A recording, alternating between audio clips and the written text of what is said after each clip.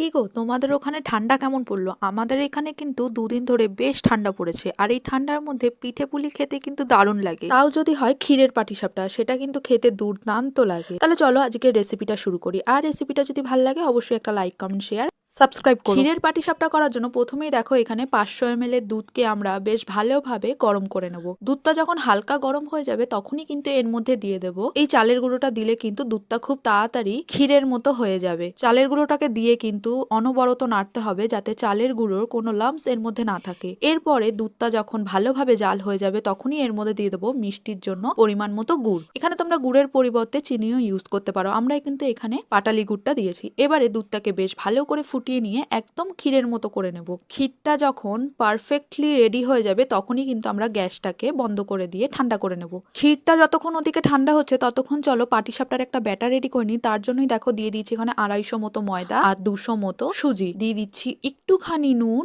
আর তোমাদের স্বাদ মতো চিনি। আমরা এখানে চিনিটাকে একটু কমই দিয়েছি কারণ ক্ষীরের মধ্যে কিন্তু বেশ অনেকটাই গুড় আমরা ইউজ করেছি। এবারে পরিমাণ মতো জল দিয়ে একটা ব্যাটার রেডি করে নেব। ব্যাটারটা হবে না ঠিক পাতলা আর না ঠিক ঘন। তোমাদের যদি জলের পরিমাণটা প্রথমে যদি বেশি হয়ে যায় আর মনে হয় পাতলা হয়ে গেছে তাহলে চিন্তার কিন্তু কোনো কারণ নেই, কারণ এটাকে 15 থেকে 20 মিনিট মতো রেস্টে রেখে দেবো। আর সুজি কিন্তু অনেকটাই জল অ্যাবসর্ব করে। দেখো 15 থেকে 20 মিনিট মতো আমরা ব্যাটারটাকে রেস্টে রেখে দিয়েছিলাম আর ব্যাটারটা কিন্তু একদম পারফেক্ট হয়েছে, যেরকমটা তোমরা ভিডিওতে দেখতে পারলে। এবারে কড়াইয়ের মধ্যে একটুখানি অয়েল ব্রাশ করে নিয়ে দিয়ে দিচ্ছি 1 হাতা মতো ব্যাটার। এবারে ক্ষীরের পুরটা দিয়ে দেখো কতটা ইজি ভাবে টানলেই কিন্তু পাটিসাপটাটা উঠে আসছে। এটা কিন্তু একদম আনকাট ভিডিও, কারণ দেখো প্রথমের যেই পিঠেটা করা হয় সেটা কিন্তু আমরা সবাই অগ্নি দেবতাকে দিই, তাই তোমরা বুঝতেই পারলে ভিডিওটা কিন্তু একদমই আনকাট। মানে বেশ অনেকগুলো পিঠে করার পর যখন দেখি যে পিঠেগুলো হয়ে যাচ্ছে খুব তাড়াতাড়ি উঠে যাচ্ছে, সেই টাইপের ভিডিও কিন্তু আমি এখানে দিইনি, যাতে তোমরা বুঝতে পারো যে এটা প্রথম দিক থেকেই একবারেই উঠছে, কোনো রকম ভেঙে চুরে যায়নি। দেখো